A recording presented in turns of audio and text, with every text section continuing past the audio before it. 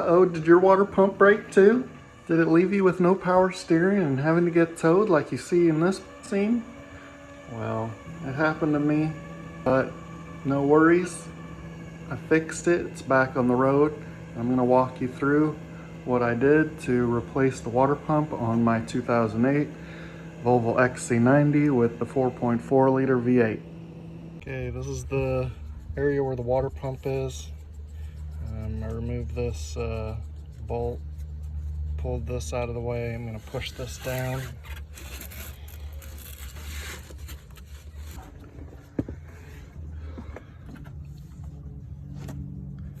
So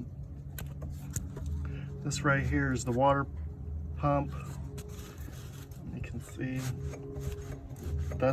nothing's loose. I didn't loosen anything, but that's the pulley. This is my car. The belt broke. You can see here. In focus.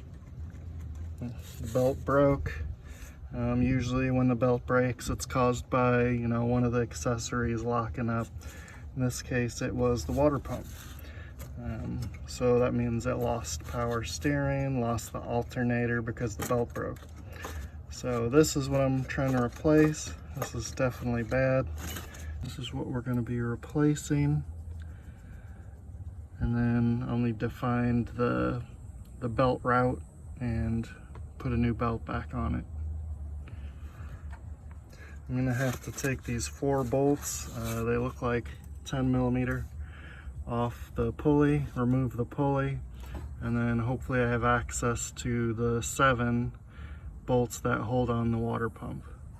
So here I took the inner fender well off my Volvo. So just wanted to see if that would give me access to the water pump, which is that guy. Might have a little bit more room there. You can see that bottom bolt right there.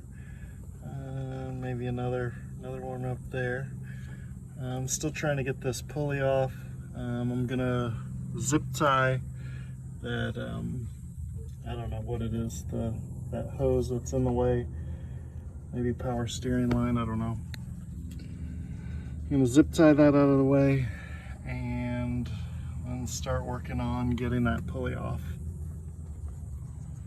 All right, so I got the pulley off.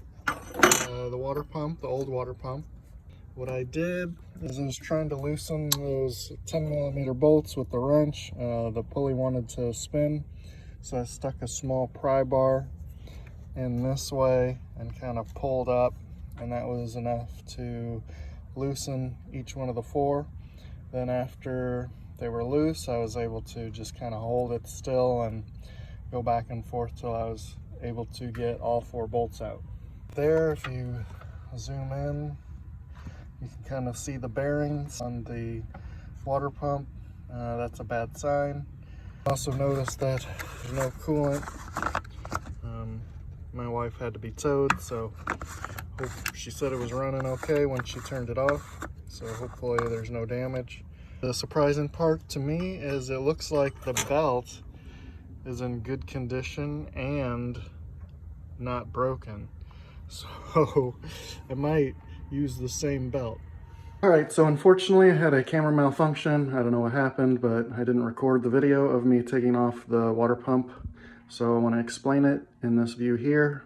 You can see the water pump bolts, 10mm head bolts, so you use a 10mm socket. It is tight in there, so you have to be patient, use a little ratchet, take your time. Remove them. There is a metal gasket in between the water pump and the motor. You should get one with the new water pump, so you'll want to replace that. Put that in there. I didn't use any sealant or anything. I just sandwiched it in between. It has like a compression groove. It was metal. But after you remove the water pump, get the new water pump, put the gasket in between the water pump, tighten the bolts. Then you're ready to put the pulley back on and reroute the belt. The pulley back on, just kind of tightening it like so. It does want to spin. Okay, starting to get tight. I'm going to move on to the next one, then I'll tighten them all. afterwards.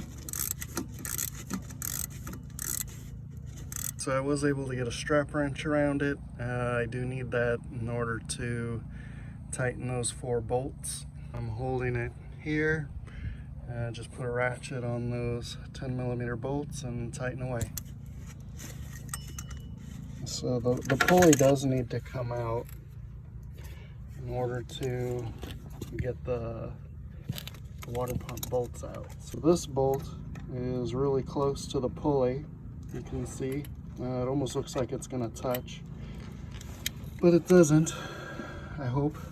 So the pulley does need to come off in order to loosen and tighten that. So in order to take it off and to put it back on, then we have, I don't know if that's the bolt. There's a bolt here and there's a bolt there. That's a bolt, so you can see all the way down. It takes some patience, you know, getting the water pump out, and it takes some patience getting it back in. Came with a metal gasket, so I have that in there. I think the hardest part is probably going to be rerouting the belt. Okay, so I got my pulley on and tightened. I want to make sure that it free spins, so I'm going to spin it. Feels good. Something good to do is test everything that spins, make sure it nothing else needs, you know, like replacing or bearings, or, you know, the tensioners or whatever. Make sure it all spins well before putting the belt on, because you don't want it to cause another belt to break. So this is from under the car. You can kind of see the bolt I'm on. And as I go like this, it actually moves that pulley.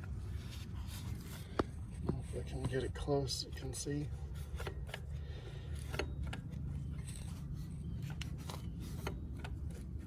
And that's what you want to do to release a little tension so you can put the serpentine belt back on.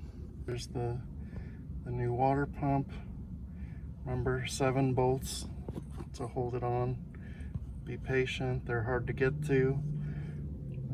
I did not take the radiator off, just moved some hoses.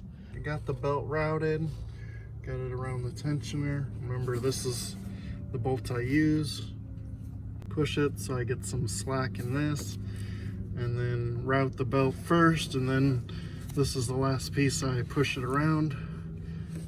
It did take some effort, so the belt goes around this pulley and then this way around the flywheel, goes down here around